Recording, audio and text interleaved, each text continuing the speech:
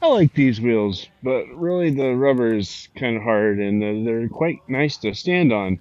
So anyway, we got this Honda Pilot that they came in because their alternator was blown out, and it was a freshly replaced alternator. They've gone through like three alternators, and so the valve cover gasket was just pouring oil on it. So anyway, we're gonna take care of the valve cover gaskets. Hopefully, be able to keep this thing from doing it. But my God, look at that sludge and neglect. You can't make that shit up. Oh my goodness.